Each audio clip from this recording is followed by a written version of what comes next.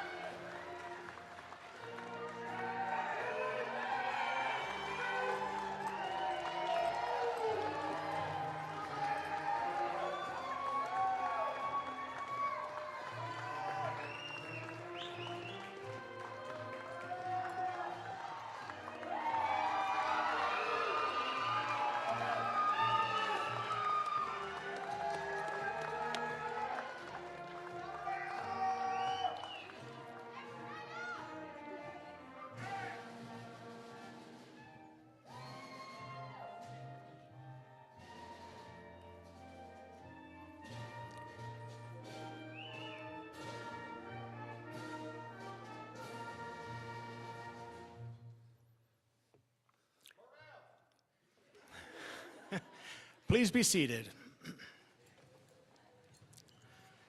Graduates, family, friends, and faculty, welcome to the 13th Annual Caprock Academy Commencement Ceremony. I am Mr. Howard Butcher.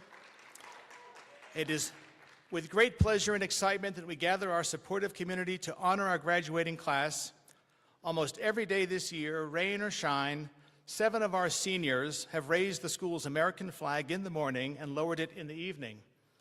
We will start our ceremony the same way we begin each school day, with the Pledge of Allegiance.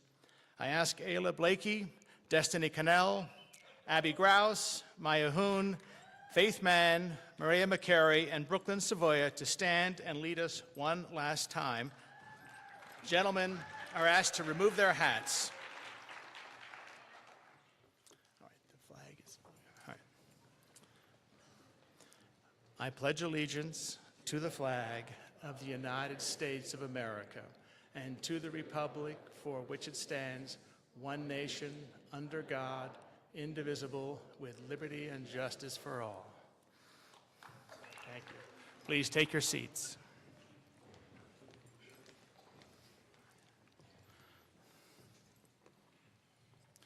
At this time, our band director, Mr. Tristan Berg, would like to invite those seniors to join their bandmates for one last song.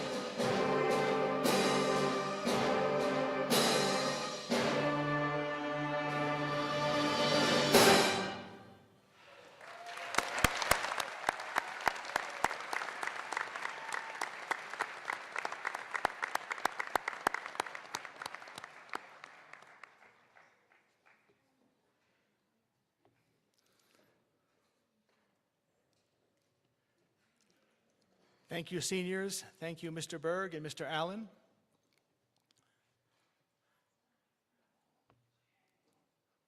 We'll give the seniors just a second to get back into their position.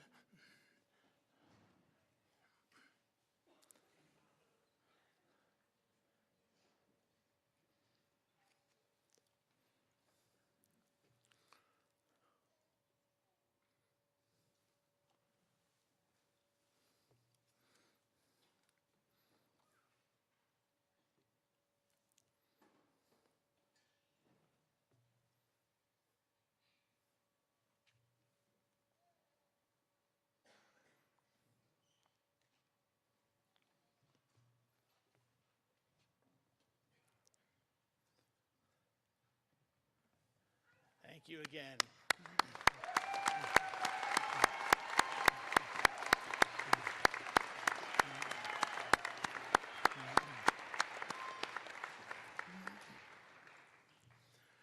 For this significant event in our graduates' lives, we would be remiss if we did not acknowledge the support and sacrifices that many have made in support of these graduates. Please join me in welcoming our board of directors and administration on the platform and among our graduates' families. Please stand when I mention your name. We are very privileged today to have our board of directors, Mr. K.J. Klein, Mr. Ryan McCulley, Mr. Randy Wilkins, and Mrs. Jessica Derryberry. Our K-12 Dean of Students, Mrs. Jenny Morris. Our 5-8 Dean of Students, Mrs. Lindsay Clayton. Director of Analytics, Mr. Shane Chatfield. Director of Athletics, Mr. Dan Salazar. Director of Facilities and Security, Mr. Horatio Salazar. And our commencement speaker, Mrs. Christina Jones.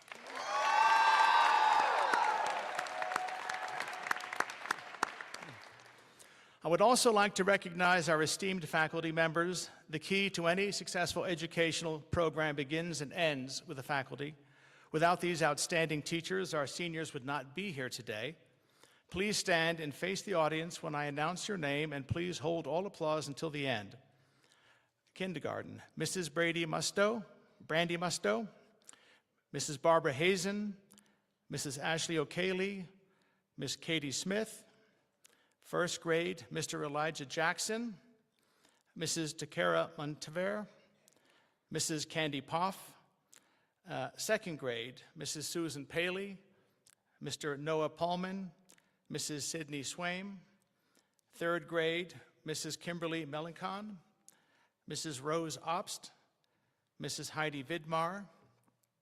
In fourth grade, Mrs. Angie Den Hartog, Miss Bridget Lauricella, Mrs. Cassandra Salazar.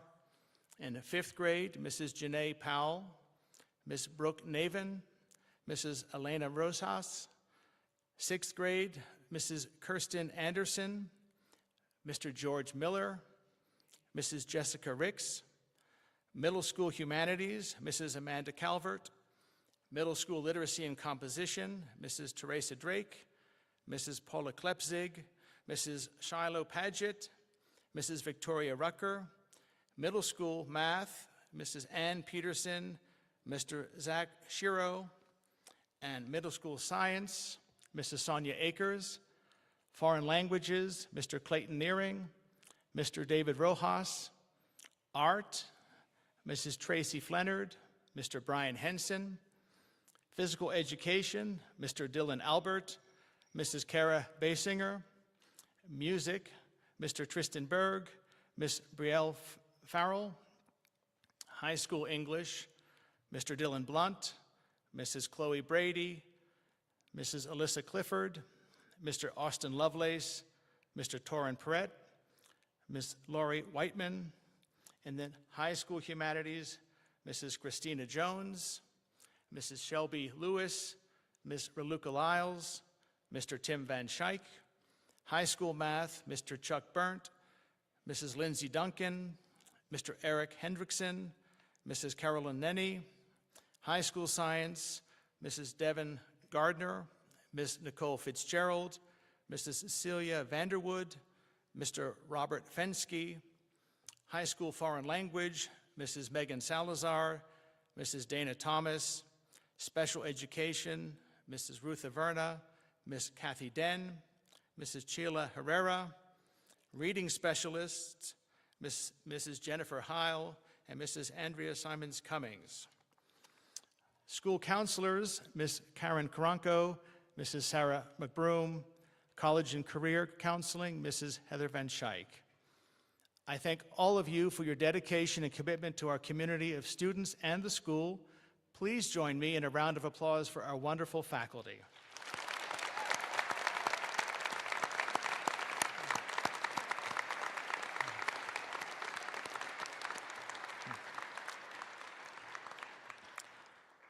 I would also like to thank the administrative staff and educational assistants of Caprock Academy.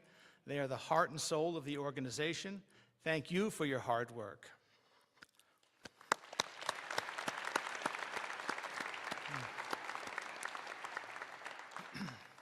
I would like to recognize a group of people without whom we would not be standing here today, the Caprock Academy founders. This commencement is the fulfillment of their vision and dedication. Thank you, founders, for all you have done.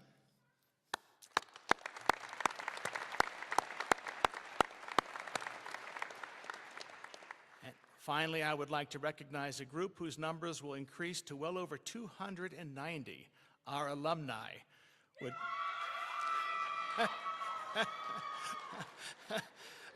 Would Caprock graduates in the audience please stand and be recognized? I can't see you from here, but I hear you. I hear you.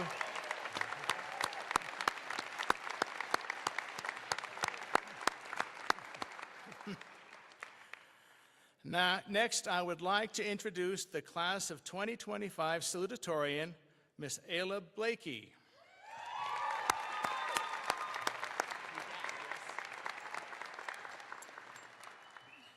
There is a lot of you. I knew that, but in person it's a lot. Thank you all for taking the time out of your day to celebrate with us. For us, it seems long awaited. Well, it seems like a lot more to us in all reality. For me, at least, it seems like we are in a cave. A safe, beautiful cave on the island of Capri in Italy. I got to visit this cave on my senior trip this year. It is called the Blue Grotto. It is the most beautiful place I have ever seen. It is safe and warm, just like childhood is for each of us. But now it is time for each of us to grow up and leave our cave. The only problem with leaving our caves is that the opening is very small and the waves can crash you against the rock, just like life can. The people in your boat must be strong enough to support you. Your boat must be strong enough, and the conditions have to be right. If any of my fellow graduates were to look at their high school careers, I'm sure that we would see friends and family who were here with them, with us, all along the way. These friends with whom we've made memories, inside jokes, and memories, lasting jokes, and inside jokes.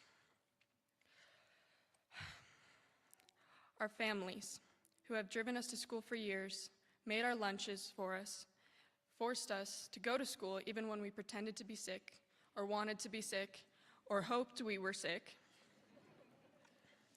They are the reason we have grown into the people that we are. These friends and family pick us up when we get thrown down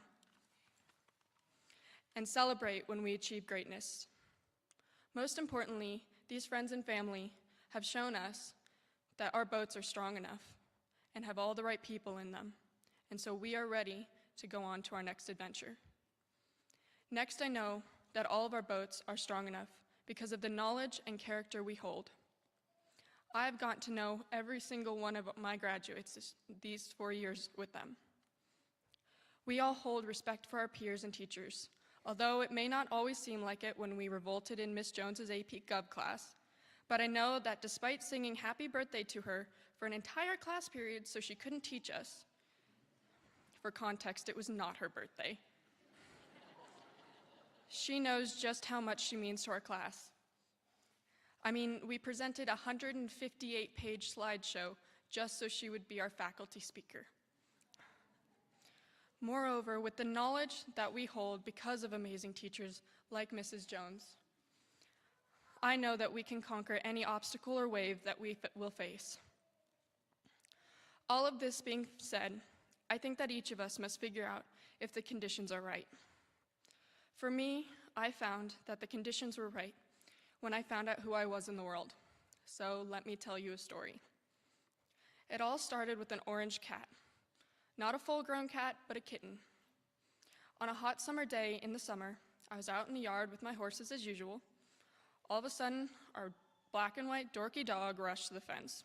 This was not unusual, as he is quite the loudmouth, but what was unusual was the scrappy feral cat I saw running away with 2 kittens in tow. Unfortunately, one kitten was still stuck on our side of the fence, trapped by our dog. The thing was scrappy and orange like a little Cheeto, fluffy and had a cartoonish stance. I threw my jacket over it quickly. This kitten's name is Wesley, and he was the start of me finding my place. In the weeks following, I learned how to trap, rehabilitate, and rehome feral cats. What started with Wesley led to me trapping his sister and mother, and I thought I was done. My mom was ready to kill me. I had cats in my bathroom. Unfortunately for her, me, and my bathroom, I was very wrong. I went out to the tarp one last time that had been their home, and 3 little kittens wandered out. These kittens belonged to the mother of the first litter we had taken in. My bathroom had turned from tile to fur, and I had turned from a normal kid to a crazy cat lady. My mother supported me, although not thrilled.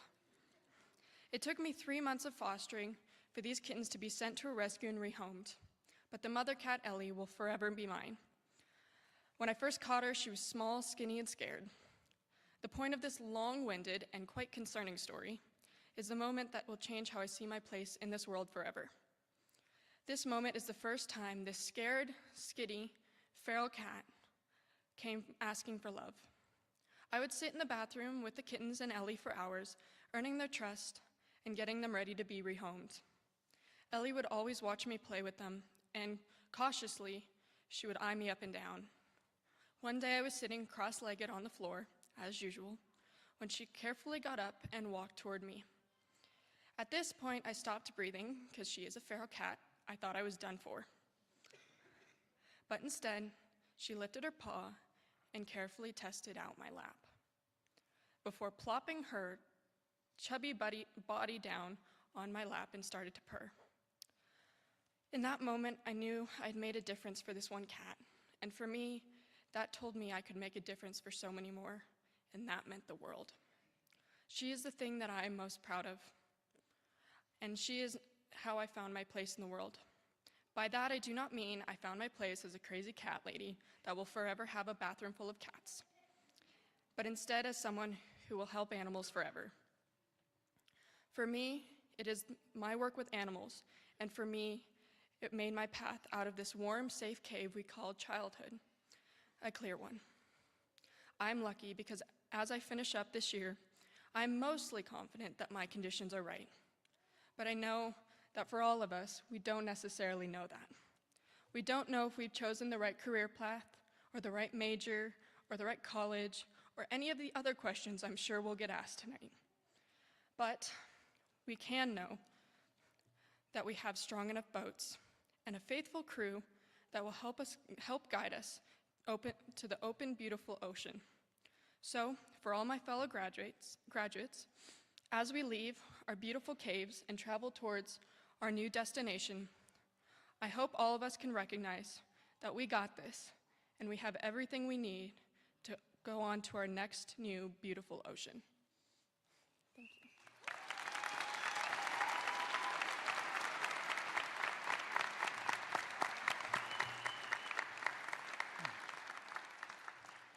Thank you, Ayla. It is now my pleasure to introduce our class of 2025 valedictorian, Ms. Abby Blem.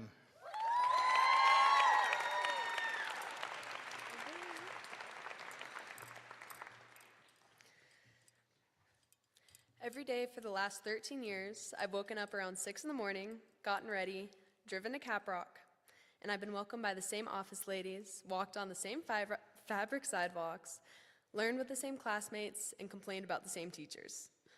Today was the last day I did that. It's ironic how hard it is to comprehend that we're never going back, because every day I came into school, all I could think about was leaving. Well, maybe not every day, but a lot of them. I'm not planning on saying anything profound because frankly, I don't know much yet, but I would like to share with you what I do know. And that is the importance of humor and how it's gotten us through the last 13 years together. I would love to tell you all that all of our time spent together has been pure bliss, but that would be far from the truth.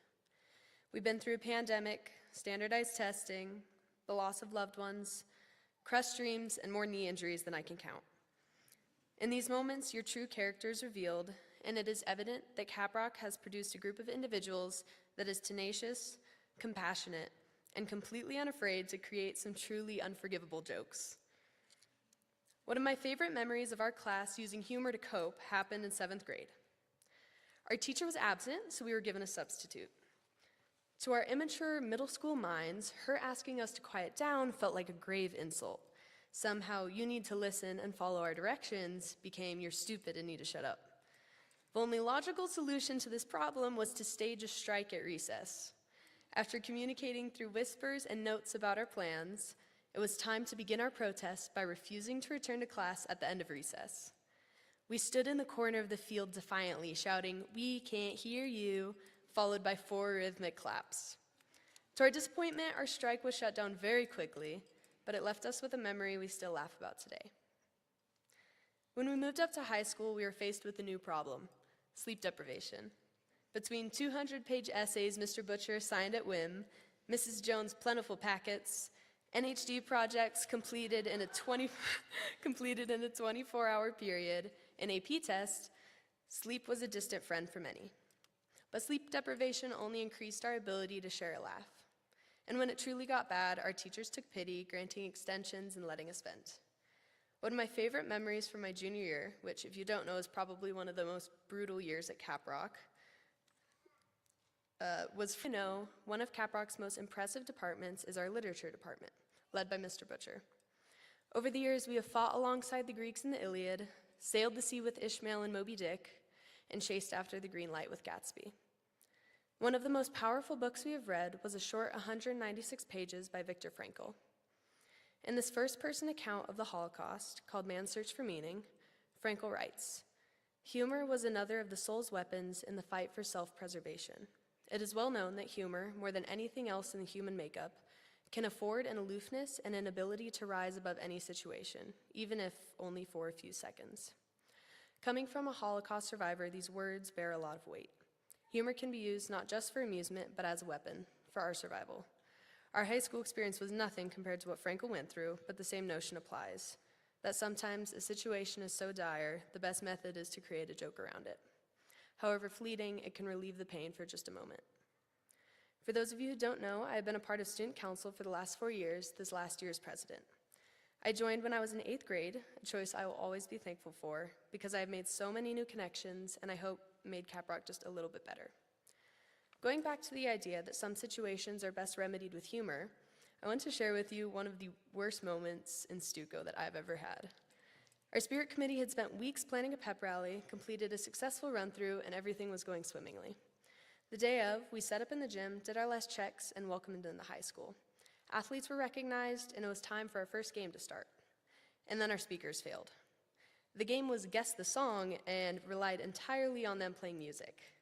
I ran around frantically trying to fix the situation while the student body was overcome with boredom. Our MCs were quick to create a new game on the spot to continue the pep rally. Nonetheless, I was still incredibly frustrated and embarrassed. Despite all of our planning and work, it didn't go according to plan. After cleanup with Destiny, our current vice president, and Maddie, next year's vice president, we drove to Taco Bell to cry and eventually laugh about what had happened. At that moment, there wasn't anything better to do than make fun of our situation. Our joke became that student council was held together by duct tape and Taco Bell. I would like to take this moment to say thank you to everyone that has served in student council. If you've ever been a representative, officer, or advisor for Stuco, would you please stand up? Big round of applause for all of them.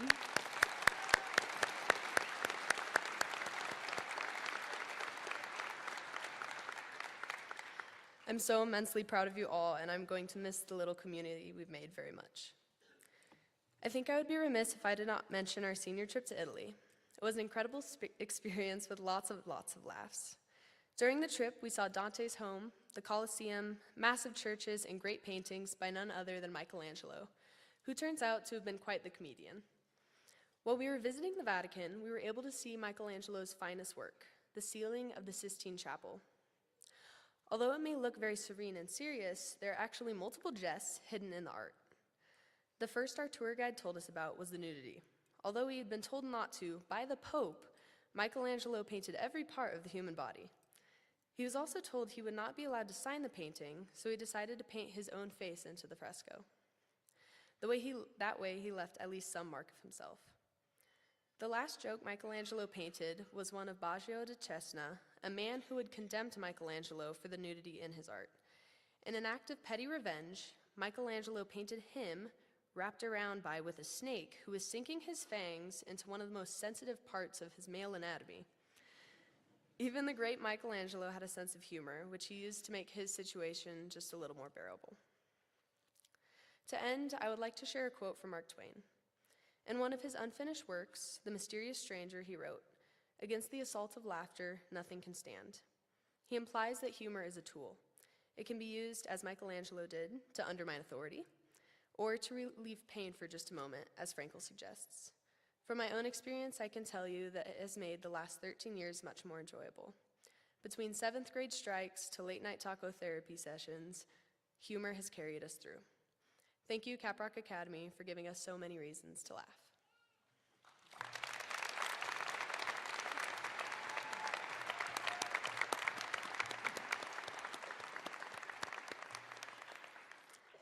Thank you, Abby. Now I would like to ask Devin Skinner, who is our incoming Student Council President, to approach the podium, please.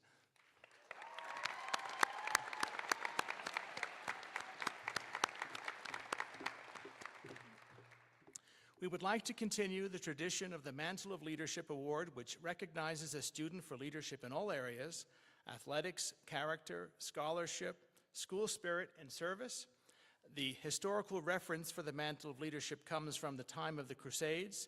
The leader of a battalion of soldiers wore a mantle or a cloak of brightly colored material so the other soldiers could see him during the battle. When the leader had to leave the field due to reassignment or injury, the brightly colored mantle was passed on to the next leader so the men would know whom to follow. This principle can be applied today. As Abby, the current Student Council President, passes the Mantle of Leadership on to the next Student Council President, this year the Mantle of Leadership will pass to Devin.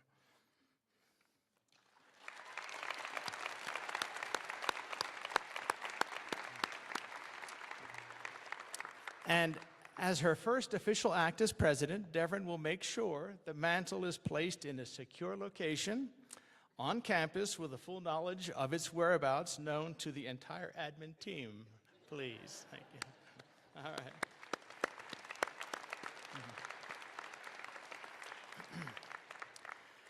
Our seniors are required to write and orally defend their culminating thesis, What is the Good Life? For the class of 2025, the faculty have selected as the winner of the Senior Thesis Award, Corbin Runquist.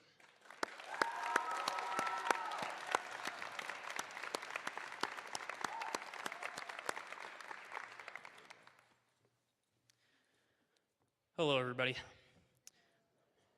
Imagine coming across a long, glistening road that leads to a bright ending, which holds all of the greatest blessings this world has to offer, including, but not limited to, the sincere blessings of peace, love, and joy. This bright path is enclosed on both sides by thick layers of darkness, which causes pain, suffering, and confusion. What lies at the end of the bright path is the good life, since the end of the bright path holds everything glorifying and beneficial. Now, in this analogy of life, there lies a choice: to follow the bright path and to light in the blessings of the good life that it promises, or fall astray into the darkness and suffer immensely because of the failed connection to it. Russell M. Nelson provides a quote that closely aligns with how one should stand and navigate themselves on the bright path to the good life. He states, "The joy we feel has little to do with the circumstances of our lives, and everything to do with the focus of our lives. By focusing on the bright path, by enduring every trial and sticking to wisdom, truth, and self-improvement, without a doubt one will achieve the good life, experiencing all the sincere love, true joy, and serene peace that accompanies it. In order to remain on this bright path, one must fend off all evil influences that may tempt the traveler off the bright path into falling into worse afflictions. William Shakespeare exemplifies what happens if prideful wickedness usurps all power through Macbeth. Macbeth was once highly respected by the king and the majority of his subjects, since Macbeth showed loyalty to the king and the country. However, Macbeth plunged into the darkness off of the bright path by killing the king because Macbeth wanted the king's authoritative power. From this point, Macbeth grieves over his choice to kill one of his closest benefactors, but he still allows pride to overcome his actions, causing him to kill a close friend and an innocent family. Because of this cycle of pride and self-destruction, Macbeth comes to an unruly end of death, where he meets the consequences of his unforgiving actions that led to his fall from the good life. Despite the abundance of evil influences that throw voyagers off of the bright path, one may still connect with the bright path by casting off pride and taking on humbling virtues that will result in sincere joy and peace of the good life. Fyodor Dostoevsky describes a journey back to the bright path and to live the good life through Raskolnikov, a poor student who kills a pawnbroker for his own self-justified reasons. Raskolnikov first believed that he was extraordinary enough to put an end to somebody's life in order to bring more peace to his own life by taking the pawnbrokers, and less strife in the lives of others by convincing himself that the pawnbroker is an evil person. However, Raskolnikov quickly realizes that his choice of murdering the pawnbroker hurts him more than his poor status, and wrestles with reconciling and owning up to his actions. Along his road to redemption, Raskolnikov meets a destitute teenager, Sonia, who experiences constant familial struggles. Raskolnikov and Sonia grew into supporting each other, especially when the other was fighting through sore circumstances. Sonia actually is the entire reason Raskolnikov even fights to improve into living the good life, because with Sonia's positive influence that directed him back towards the bright path, Raskolnikov redeemed himself from his terrible actions. The good life is characterized by one's own choices to pursue excellent virtue and wisdom by constant, humble improvement. However, the good life also encourages to examine and make choices based on the enlightening examples around the travelers of the bright path. Certainly none of our graduates would be here today if it were not for the constant support of our teachers who point us to the values we need to stay on the bright path to a good life. When I think of valiant work ethic, I think of Miss Lyles urging us to write essay after essay that works out our minds, so we will never complain and murmur to our employers about the severity of our tasks. When I think of tender mercy, I think of Miss Lewis giving her classroom in the 8th grade as a temporary escape from the COVID world, though sometimes lively. She had us play games of silent ball to let her students make memories. When I think of enduring loyalty, I think of teachers like Mr. and Mrs. Van Schaik, Mrs. Salazar, Mr. Butcher, Mr. Lovelace, Mr. Perrett, Mr. Burnt, Mrs. Nenny, and more, who were all willing to give up their time, energy, and even better opportunities elsewhere, every day for years to advance our knowledge and skills, while all acting in the student's best interests.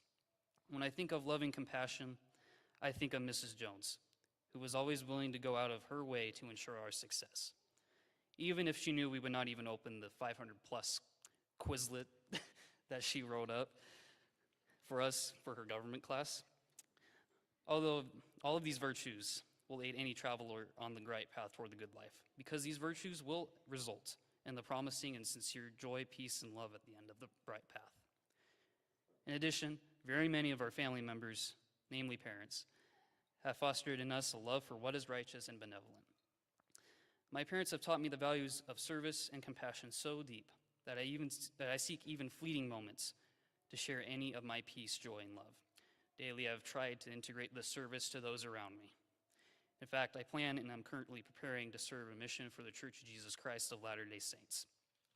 Of course, it would be nice to convert people, But at the very least, I want to help people, especially those who are struggling to find purpose in life and achieving the good life too.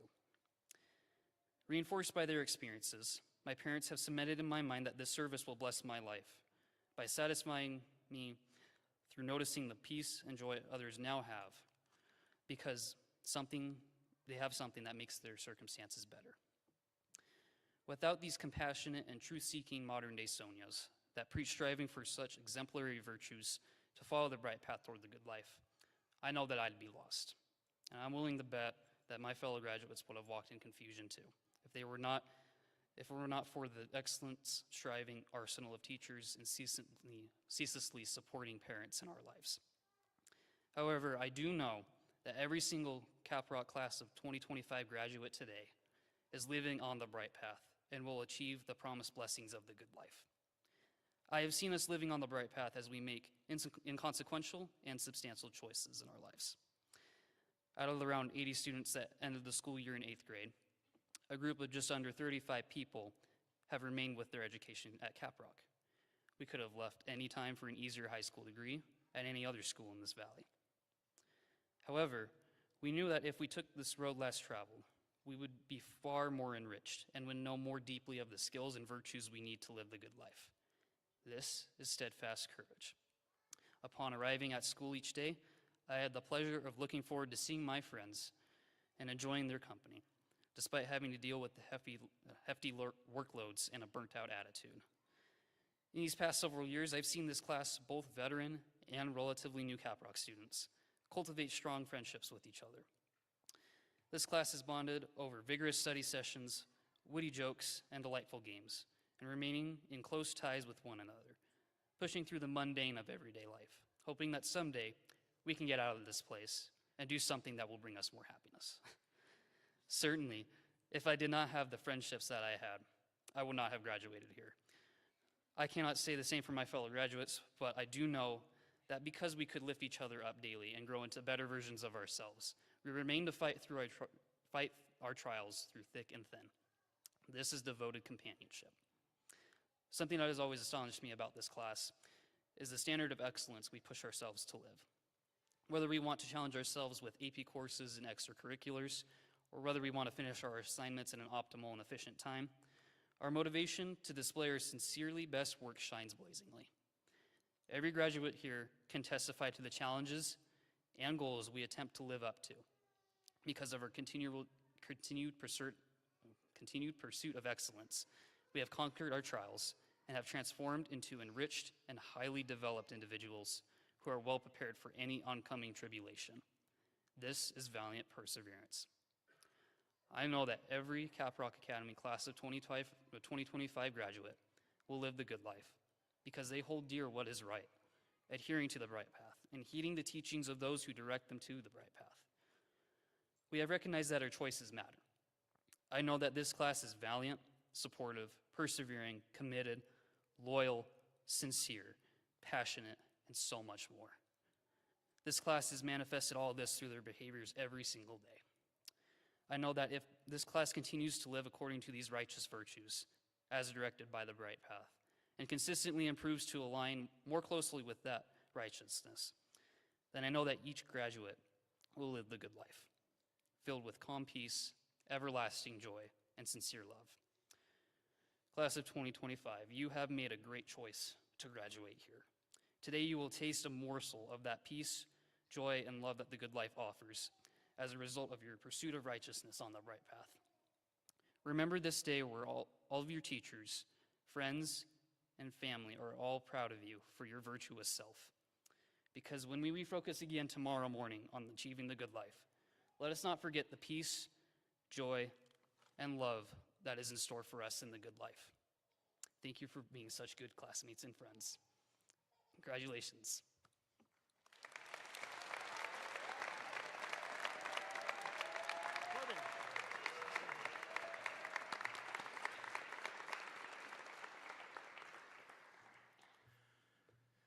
Thank you, Corbin. In recognition of your hard work in creating and defending your senior thesis, I present you with this plaque.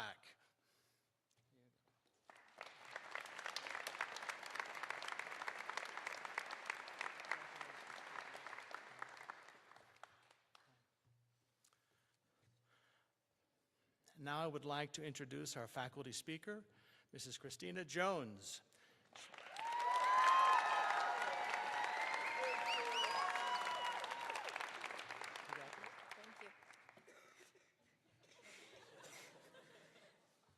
Hi, everyone. Welcome families, friends, teachers, administrators, and most importantly, the class of 2025. For those that don't know me, I'm a high school history teacher at Caprock, and I have an extreme fear of public speaking. You would think as an educator who gets up in front of groups of students every day, I would have no problem speaking at a gathering like this. My students know this is not true. As Ayla put it, they did ask me to speak here tonight, and I've conveyed to them my fear. They countered by posing the question, will you do it for us? I do want to set an example that some things are worth doing, even above your own fears and sense of humility. Class of 2025, thank you for encouraging me and helping me to overcome this fear. You are all worth it. I've had the privilege of teaching nearly all these students as freshmen, many as sophomores and juniors, and every single one of them their senior year, some in multiple classes. In my 12 years of teaching, I've never had quite the same connection with the class as I do this one. Graduates, you've challenged me. You've frustrated me. You've tested my enduring patience. But more than that, you've made me laugh, too many times to count. You've brought me to tears by demonstrating kindness in unexpected ways, and you've reminded me again and again why I love what I do. When I think of the class of 2025, I think of things like determination and drive, ambition paired with curiosity. I think of a love of games, some of them educational, most of them not so much. I think of a unique blend of young spirits and old souls. I think of masterful procrastinators who somehow still meet deadlines. They also make me think of a dark sense of humor that somehow still manages to be charming. I think of brilliance, positivity, and deep thoughts. I think of LeBron James, which I cannot fully explain the significance of to you tonight, but who this class has taught me will always be the GOAT. The class of 2025 also makes me think of insightful discussions and honest reflections. They also make me think of detentions for a wide variety of creative infractions. Yes, even including inappropriate use of lunch meat. They make me think of singing karaoke and dancing and finishing entire 32-ounce bottles of hot sauce in a single semester. They also make me think of a half-pig, half-man who terrifies and intrigues. Yet again, I cannot fully explain this. They also make me think of birthday cards and songs when it's not my birthday. They make me think of a giant nose-shaped rock singing songs and creating artwork that are somehow both creepy and yet full of love. This list could go on and on. My memories of the class of 2025 are almost always humorous and often thought-provoking. These memories and moments are etched in my heart. Now, as you move forward into the next chapter, I want to leave you with 3 things to keep in mind, 3 ideas that I believe will help guide you through the challenges and the adventures that lie ahead. First, I'd like to focus on the paths you're all embarking on. Some of you have had your career goals mapped out since you were 5 years old. Some of you aren't sure if you're ever going to decide. Both are absolutely valid. Words of wisdom, it's not a race. Success is not about how quickly you get somewhere. It really is about the journey, and it really is about the experiences. Your path is yours alone. Own it. Embrace it. And don't let anyone make you feel like you're behind just because your timeline looks different than yours. Wherever you're headed, take the time to listen to your own instincts, and make the choices that feel honest to you. I want to share a bit of my own story with you because finding your own path isn't always a straight line, and sometimes the detours teach you the most. When students ask me if I've always wanted to be a teacher, my answer is always the same: absolutely not. It never even crossed my mind. In high school, I was good at math, and my parents encouraged me to pursue something in STEM, but that didn't excite me. I leaned towards the arts, except I couldn't draw and I had no musical talent. So I tried film in college, specifically cinematography. I took classes in film production, audio tech. I even made 2 short films, neither of which shockingly won an Oscar. Though I did enjoy what I was doing, my passions weren't truly ignited until I took a cultural anthropology class. I started to learn about other cultures, peoples, and ways of life. I knew this was now the path I wanted to pursue. So I switched my major to cultural anthropology. I even started taking French, thinking I would one day engage in fieldwork in Southeast Asia or possibly Africa. Then I took a course on international organizations and began an in-depth study of the interconnectedness of the world. Just like before, this opened my eyes yet again to a new path of study. The next semester, I changed my major to international studies. It was not until learning about different cultures around the world, but how they would interact, that kept me going. As I went through the semester, I became increasingly focused on how decisions were made within societies, in particular, how governments were designed and implemented. So you guessed it, the next semester, I changed my major. Now to a dual major in international relations and political science. This was going to be my final change. My career path was set, except there was one problem. The more I enjoyed learning about political science, the less I wanted to pursue a career in it. Again, I decided to change my major. In total, I changed my major 6 times. Each change brought me closer to an understanding of what I truly loved. Eventually, I found my way to history and education, a place where all those interests could live together. And suddenly, teaching didn't just make sense. It felt like something I was always meant to do. So no, I didn't set out to be a teacher, but now I can't imagine being anything else. But you couldn't have told me this back then. I needed to have those experiences. Let me be clear, I do not recommend changing your major 6 different times. The point, your path doesn't have to be straight. It doesn't have to be quick. It just has to be yours. If you're not sure where you want to start, let me impart the wise words of philosopher Alan Watts. The only place to begin is now, because here is where we are. As I look back on my own journey, I've come to understand the unexpected turns did more than just influence my career. They led me toward a deeper awareness of purpose. This brings me to the second idea I hope will serve as a compass for you in the challenges and adventures that await. Graduates, I invite you to take a moment now to reflect on your own sense of purpose and to imagine what it might become. Over the past year, especially during our epic battles with senioritis, staying motivated hasn't always come easily.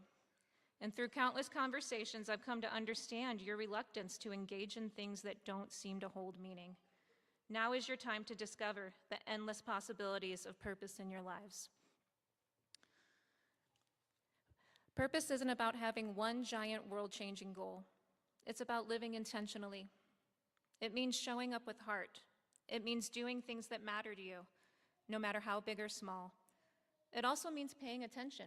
Be present. Don't let life rush by while you're waiting for those important moments. Sometimes the most meaningful things are the ones we overlook.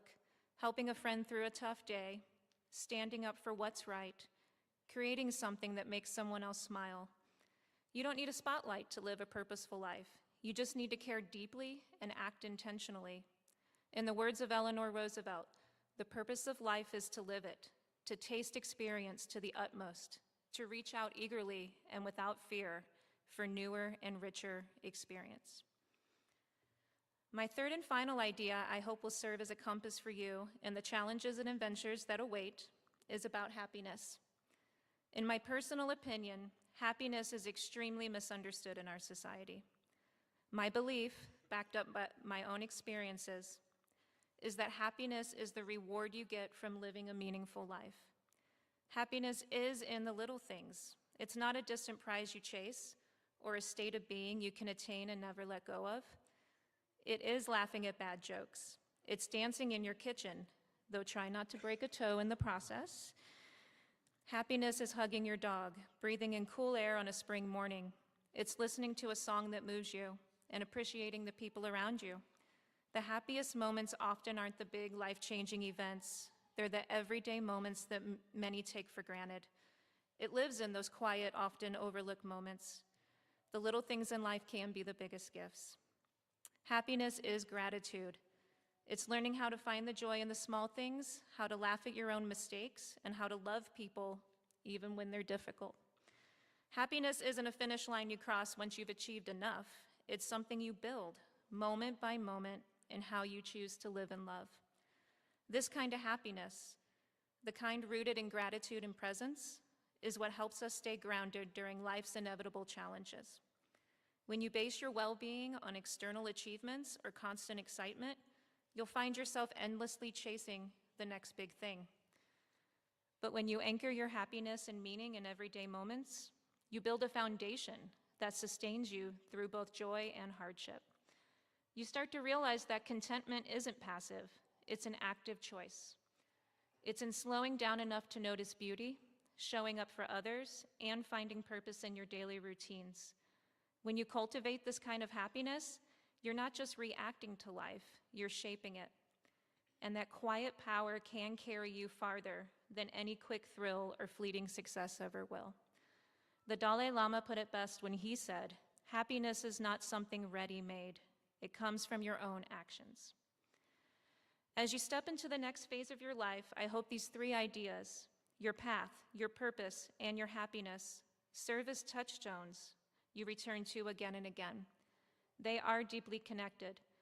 When you honor the path that is uniquely yours, you begin to uncover a deeper sense of purpose. When you live with purpose, you invite true happiness into your life, not the fleeting kind, but the kind that endures and uplifts. Life will surprise you, and it will challenge you. But if you can trust in your own journey, seek meaning in what you do, and savor the small joys along the way, you'll find that you're not just moving forward, you're growing into the fullest version of yourself. Wherever life takes you, carry these ideas with you and let them remind you that fulfillment isn't found by rushing to the end, but by fully living each moment along the way. I would like to read a poem that embodies the message I'm trying to impart.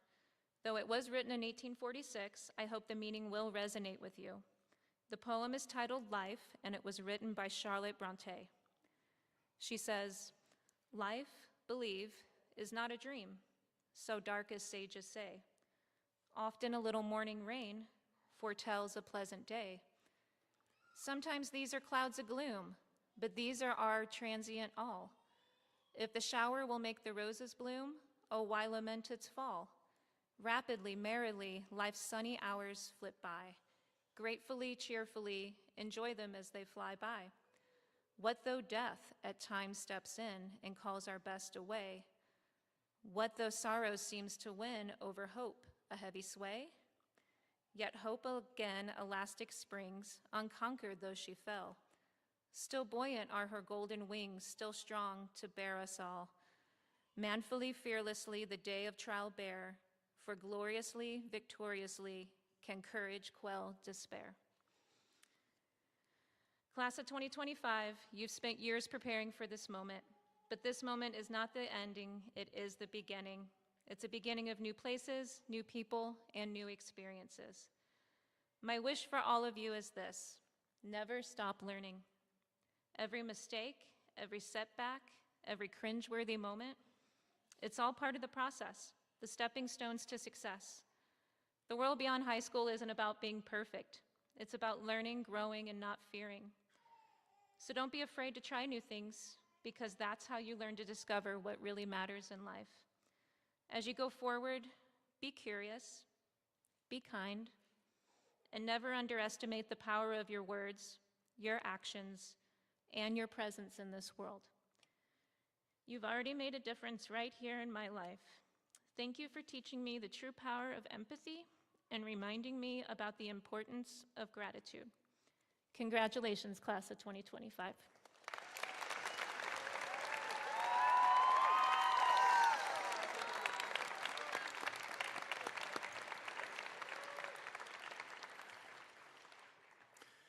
Thank you, Mrs. Jones. The founders of this school had a simple yet comprehensive vision. The charge they gave us was to strengthen the community through the involvement of parents, educators, and community leaders who work together to provide an environment that fosters academic excellence, develops strong character, and shapes global citizens who set life goals while living lives of service and virtue. Since Caprock Academy's inception, we have been guided by this vision. The 33 young adults before you are the fulfillment of this vision. We will now proceed with the conferral of diplomas. Will the candidates please rise?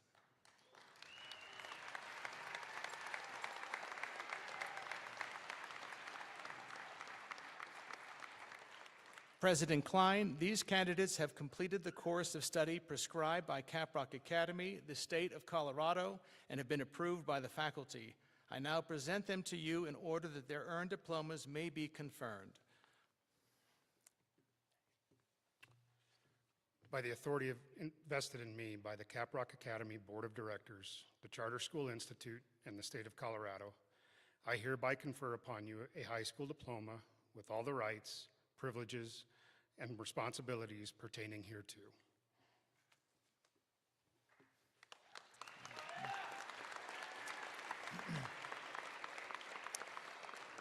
We encourage family members and friends to recognize their graduates as each has presented their diploma.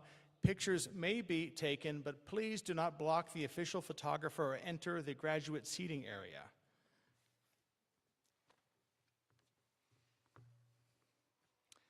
Attending Colorado Mesa University, studying political science, is Miss Barbara Mae Jean Bell.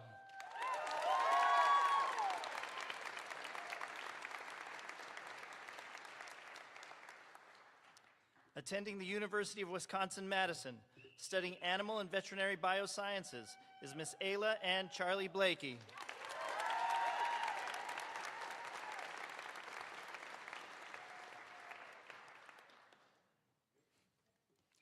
Attending Colorado Mesa University, studying nursing, is Miss Abigail Elizabeth Blem.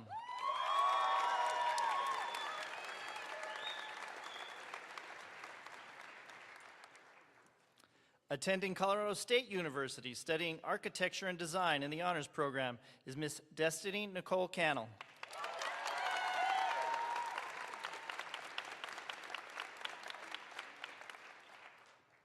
Going into the workforce is Miss Ireland Megan Joy Commons.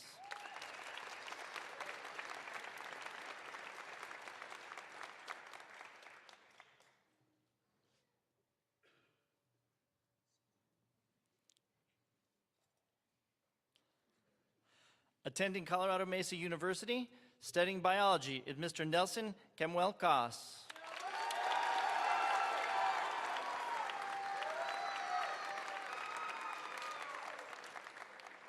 Attending Colorado Mesa University,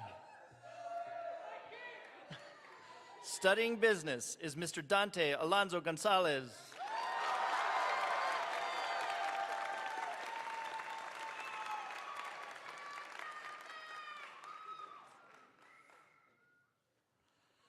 Attending Auburn University, studying material science and engineering, is Miss Abigail Jean Grouse.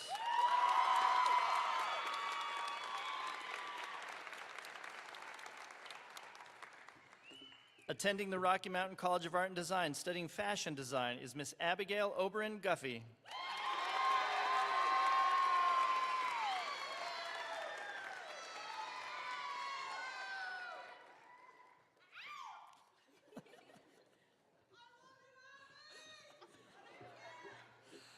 Attending Montana State University, studying French in their honors program, is Miss Adelaide Joy Gustafson.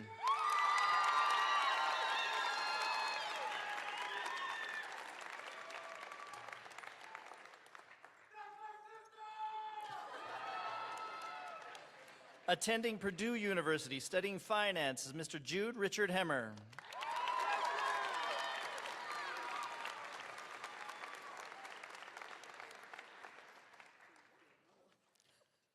Attending the AeroGuard Flight Training Center, studying to become a pilot, is Mr. Ethan J. Holt.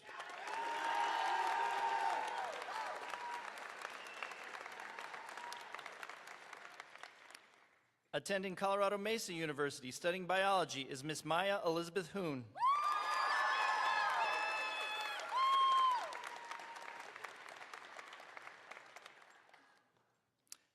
Attending Colorado Mesa University is Mr. Ausari Noah Jameer.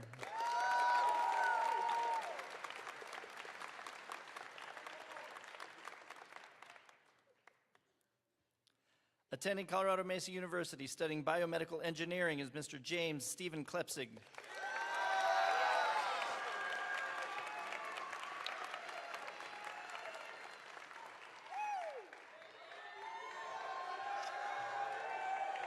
Attending Fort Lewis College, studying biochemistry and running for the track team is Miss Faith Marie Mann.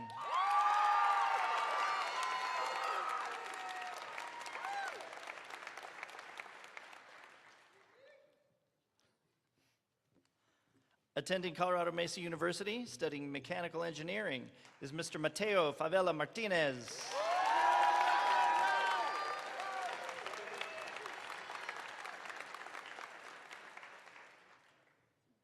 Attending Fort Lewis College, studying psychology and running for the track team is Miss Maria Danielle McCary.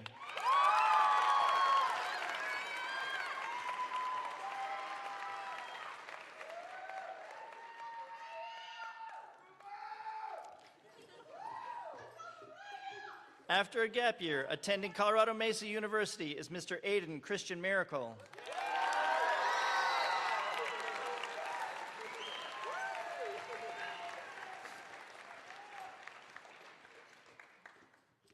Attending Colorado Mesa University in the Emergency Medical Technician program is Mr. Alan Yahir Olivas.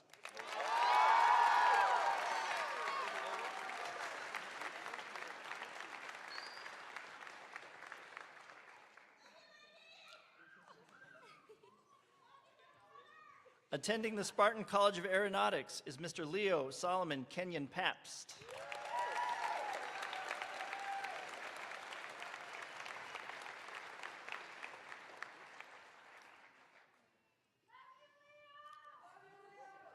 Going into the workforce is Mr. Zane Troy Polson.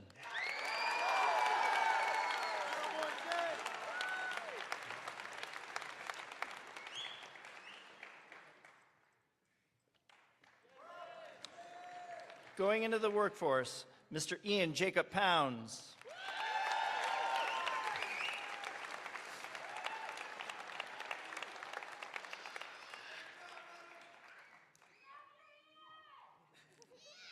Attending Colorado Mesa University, studying engineering is Miss Soraya Jean Rickard.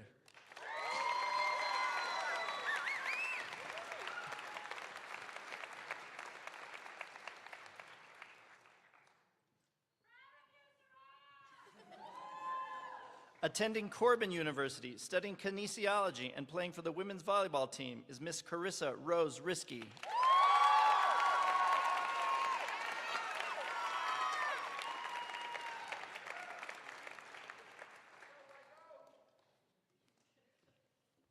Pursuing training as a firefighter and EMT is Mr. Connor James Ricks.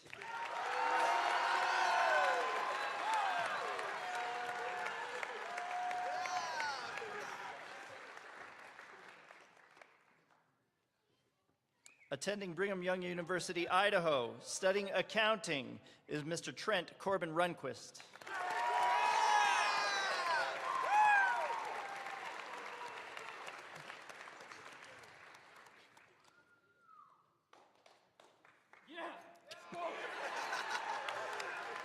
Attending Florida Southwestern State College, studying criminal justice and playing for the women's volleyball team is Miss Brooklyn Tia Savoya.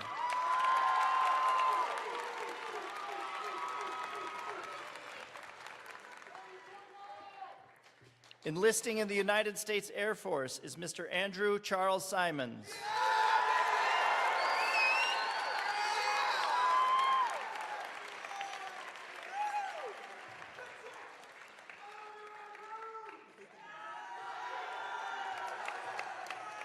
Attending Vanguard University, studying kinesiology and running for both cross-country and track teams is Mr. Rylan Joseph Starnes.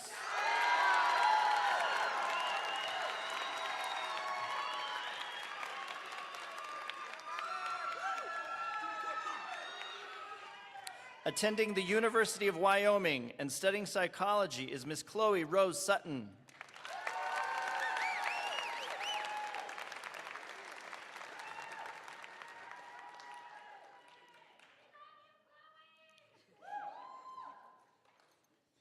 Going into the workforce is Mr. Jackson Manning Umberger.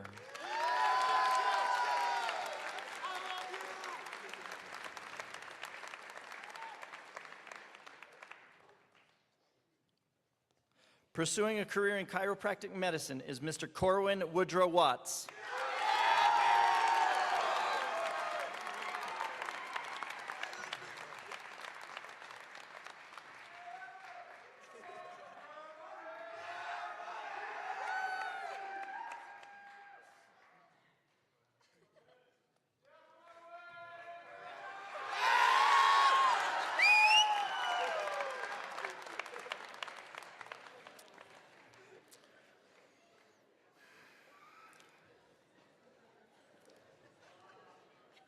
All right, seniors, are you ready for this? Please rise.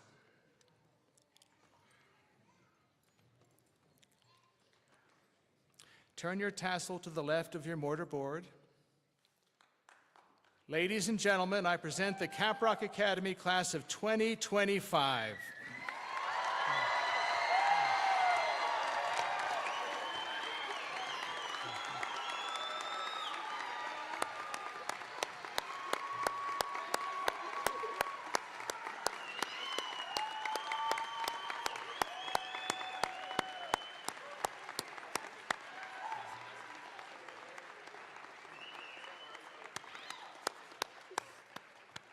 Okay, please return to your seats.